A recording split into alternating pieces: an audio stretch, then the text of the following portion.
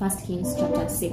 In the 480th year, after the children of Israel had come out of the land of Egypt, in the 4th year of Solomon's reign over Israel, in the month of Ziv, which is the second month, he began to build Yahweh's house. The house which King Solomon built for Yahweh had a length of 60 cubits, and its width 20, and its height 30 cubits. The porch in front of the temple of the house had a length of 20 cubits, which was along the width of the house. 10 cubits was its width in front of the house. He made windows of fixed lattice work for the house. Against the wall of the house, he built floors all around, against the walls of the house, all around, both of the temple and of the inner sanctuary, and he made side rooms all around. The lowest floor was 5 cubits wide, and the middle was 6 cubits wide, and the third was 7 cubits wide. For on the outside, he made offset in the wall of the house all around, that the beams should not be inserted into the walls of the house. The house, when it was under construction, was built of stone prepared at the quarry, and no hammer or axe or any tool of iron was had in the house while it was under construction. The door for the middle side rooms was in the right side of the house. They went up by winding stairs into the middle floor, and out of the middle into the third. So he built the house and finished it,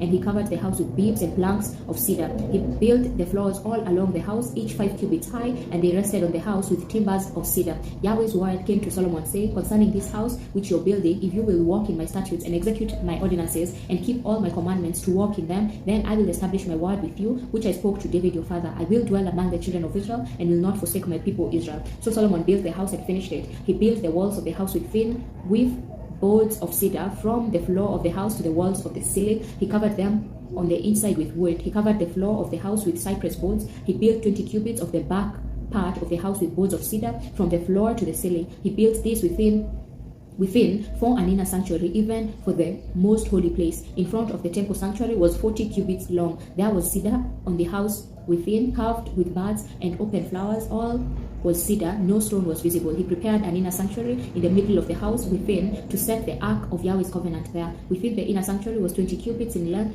and 20 cubits in width, and 20 cubits in its height. He overlaid it with pure gold. He covered the altar with cedar. So Solomon overlaid the house within with pure gold. He drew chains of gold across before the inner sanctuary, and he overlaid it with gold. He overlaid the whole house with gold until all the house was finished. He also overlaid the whole altar that belonged to the inner sanctuary with gold. In the inner sanctuary, he made 2 cherubim of olive wood, each 10 cubits high. 5 cubits was the length of one wing of the cherub, and 5 cubits was the length of the other wing of the cherub. From the tip of one wing to the tip of the other was 10 cubits. The other cherub was 10 cubits. Both the cherub were of one measure and one form. One cherub was 10 cubits high, and so was the other cherub. He set the cherubim within the inner house. The wings of the cherubim were stretched out, so that the wing of the one touched the one wall, and the wing of the other cherub touched the other wall, and their wings touched one another in the middle of the house. He overlaid the cherubim with gold. He carved all the walls of the house around with carved figures of cherubim, palm trees, and open flowers inside and outside.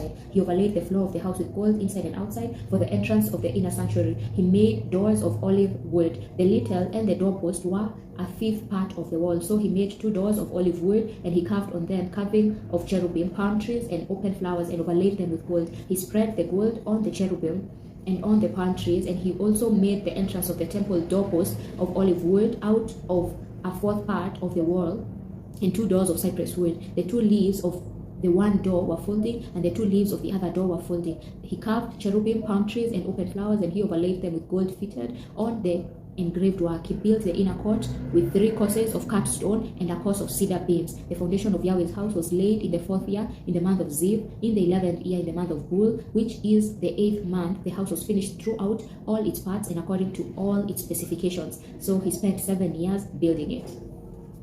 Amen.